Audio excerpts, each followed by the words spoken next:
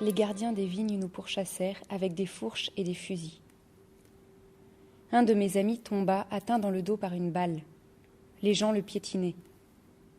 Celui qui parle, c'est Giovanni Giordano, blessé lors du massacre d'Aigues-Mortes. Là, les 16 et 17 août 1893, des ouvriers italiens furent lynchés par la foule dans ce qui fut l'un des plus importants pogroms de la République française.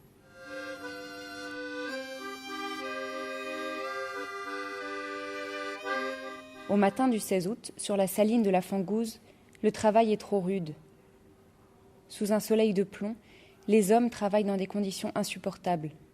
Ils manquent d'eau dans des salins infestés de moustiques.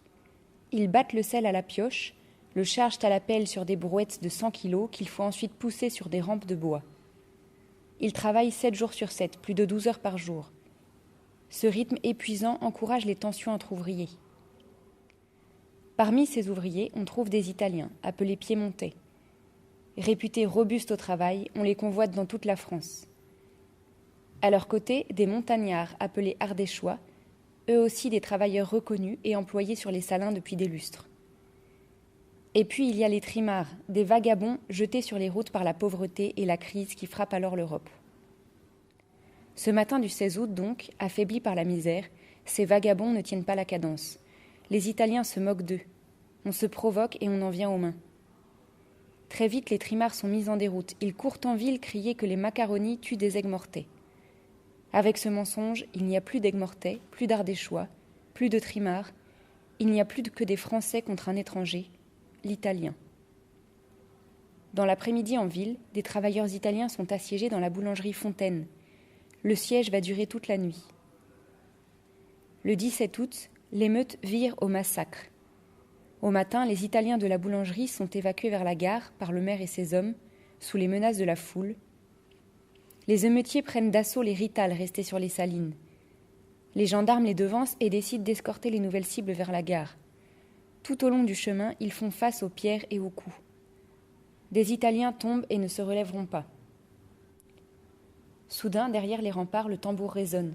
Le village semble en danger. Les Aigues-Mortais se joignent alors à la chasse à l'ours qui se poursuit dans les ruelles. Mais des villageois cachent des Italiens alors que le gros des survivants sont barricadés dans la tour de Constance. Si le calme revient dans la ville, la traque continue dans les campagnes et les salines. Les ouvriers italiens sont progressivement chassés de la région.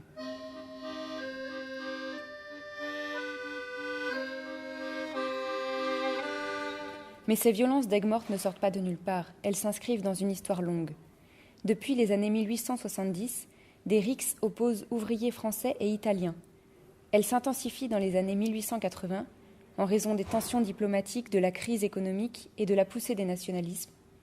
La presse populaire en pleine expansion attise les passions. Ainsi, côté italien, l'Illustrazione Italiana parle d'agressions et de massacres. Le journal met en scène des meurtres collectifs à coups de pioche et de pelle et des noyades dans les fossés. La violence est explicite, brute, sans phare.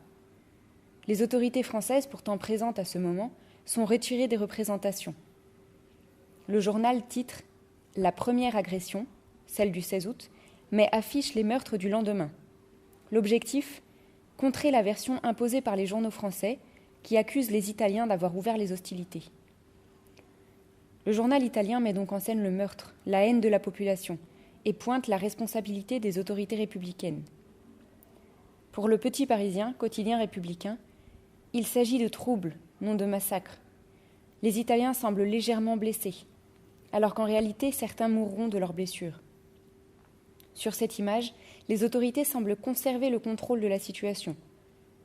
L'ordre est sauf dans cette jeune république.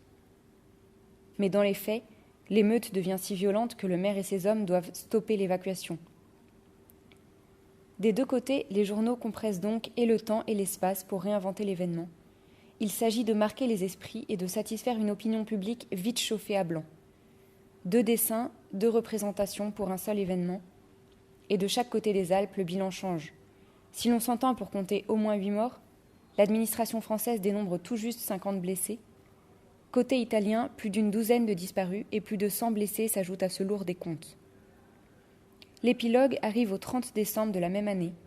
Lors du procès, Des 17 personnes inculpées pour meurtre, toutes sont acquittées.